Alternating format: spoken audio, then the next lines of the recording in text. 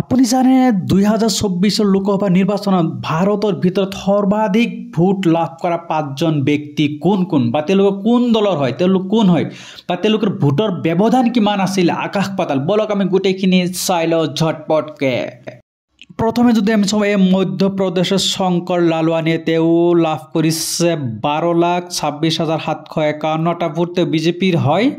আনহাতে সঞ্জয় তেওঁ বহুজন সমাজ পাৰ্টিৰ হয় তেওঁ 50,659টা ভোট লাভ কৰিছে আৰু তেওঁলোকৰ ভোটৰ ব্যৱধান হ'ল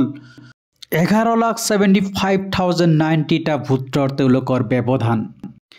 ইয়াৰ পিছতে যদি চাও অসমৰ আমাৰ ধুবুৰী সমষ্টিটোত ৰকিবুল হুছেইনে ভাৰতৰ ভিতৰত সৰ্বাধিক 2 নম্বৰ পজিশনত আছে তেখেত সৰ্বাধিক ভোট লাভ কৰিছে মানে ব্যৱধানত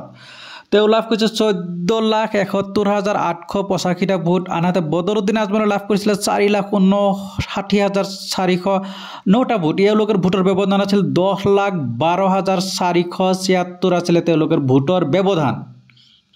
মানে অতি সহজ কথাত ক'ব গ'লে বদৰুদ্দিন আজমলতকৈ 10,12,000 ভোট তেওঁ বেছি পাইছিল ৰকিবুল হুছেইনে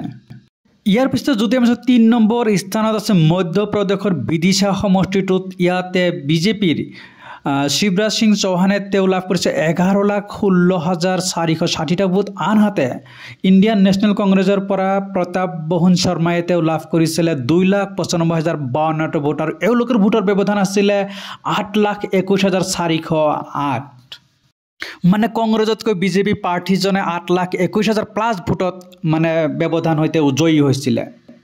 ইয়াৰ পিছত যদি দিলা আমি 4 নম্বৰ স্থানত আছে গুজৰাট নাৱচাৰী সমষ্টিটো তাৰে বিজেপি পাৰ্টি CR পাটিলে লাভ কৰিছে 10,31,065টা ভোট আনহাতে কংগ্ৰেছৰ NB দেশীয়ে তেওঁ লাভ কৰিছে 2,57,514টা ভোট আৰু এওঁলোকৰ ভোটৰ ব্যৱধান আছিল মানে কংগ্ৰেছতকৈ বিজেপি 7,77,551টা ভোট বেছিকে লাভ কৰিছিল ইয়াৰ পিছতে যদি আমি 5 নম্বৰ স্থানত আছে গুজৰাটৰ গান্ধীনগৰ ইয়াতে বিজেপি পাৰ্টি অমিত শাহে লাভ কৰিছে 10,10,972টা ভোট আনহাতে কংগ্ৰেছৰ SR পেটেলে লাভ কৰিছে 2,64,256টা ভোট আৰু এওঁলোকৰ মাজত ভোটৰ ব্যৱধান আছিল 7,44,716টা ভোট